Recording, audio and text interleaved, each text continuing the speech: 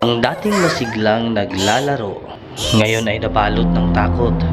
Tumatamlay, taimtim na nagdarasal ang karamihan sa loob ng simbahan para sa serye ng mga dalagitang naposes sa kanilang lugar. Matapang at di makayanan ng mga pare at mga manggagamot sa lugar nila ang di umano'y demonyo, kaya't inimitahan si Jam at Father Manuel sa kanilang parokya. Nagtaka si Father Manuel bakit dumiretso papunta sa likod ng simbahan si Jam, na parang may tumatawag, kaya't sinundan niya ito hanggang sa makarating sila sa likod ng simbahan. Nakatayo si Jam sa harap ng matandang puno. Jam, ano ang iyong nakita? Malakas siya, Father. Puno siya ng galit. Ramdam ko gusto niyang maghiganti. Siya marahil si Padre Domingo. Ayon sa kwento ay pinagtulungan siyang ibitin ng mga unang nakatira sa lugar na to.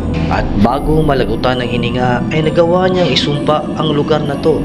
At ang galit at gugustuhang magiganti ang nagbigkis sa kanya sa lugar na to. Pero pare siya, alagad ng Diyos. Kailangan natin itong ipaalala sa kanya para matigil ang kanyang paghihiganti. Lumakas ang hangin, nagingay ang mga dahon.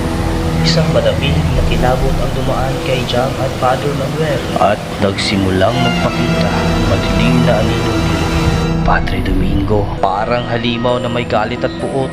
Pinagtaksilan nila ako at hinayaang mamatay. At ngayon ng kanilang mga angkan ng magbabayad. Padre Domingo, ang pagkamatay mo ay hindi makatarungan. Ngunit ang paghihiganti sa mga inosente ay hindi makakatulong. Sa pagpapatawad, makakahanap ka ng kapayapaan. Kapayapaan? Walang kapayapaan sa isang pinagtaksilan. Nagsimulang magdasal si Father Manuel habang binabasbasan ng holy water ang lupa sa ilalim ng puno. Sa ngalan ng Ama, ng Anak, at ng Espiritu Santo, inuutusan kita ang lisanin ng lugar na ito at bumalik sa pagtukom ng Diyos. Umurong ang multo, ngunit lalo itong nagalit. Bumigat ang hangin nang biglang nakarinig sila ng mga boses. Patawad, Padre Domingo. Patawad, Padre Domingo. Patawad po, Padre Domingo. Ang kanilang mga anak, pamilya, lahat sila ay magbabayad sa kamatay. Sinubukang maabot ni Jam ang pag-iisip ni Padre Domingo.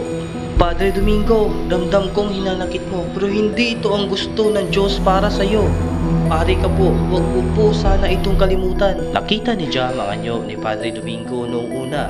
Isang mabait, mapagpakumbabang pare. Padre Domingo, gusto mong maghiganti. Pero higit sa lahat, karapat-dapat ka ng kapayapaan. Hindi kasalanan ng anak ang kasalanan ng ama. Ang pagpapatawad ang magpapalaya sa iyo. Hindi ka iniwan ng Diyos. Nais ko ng katarungan, pero hindi ito ang walang handang kadiliman. Kung gayon, bumalik ka na sa piling ng Diyos, Padre Domingo. Matatamo mo na ang kapayapaan na hinahanap mo. Kumalma at tumahimik ang paligid at dumagsa ang mga tao sa simbahan para magsimba. You can find peace in forgiveness. Ang paghihiganti ay hindi nagpapagaling, ngunit ang pagpapatawad, ito ang nagpapalaya sa atin. God bless everyone. Happy Halloween.